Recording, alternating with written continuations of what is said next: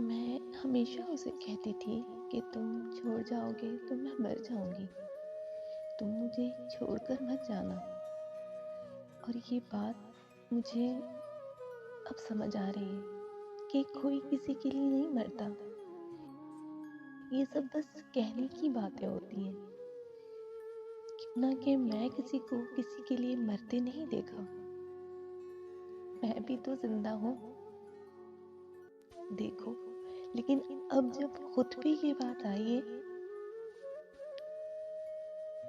تو سمجھ آیا کہ مرنا موت کو نہیں کہتے، اور انسان سچ میں نہیں مرتا، لیکن انسان کا دل مر جاتا ہے، اس کی خوشیاں مر جاتی ہیں۔ ہاں، انسان سچ میں نہیں مرتا،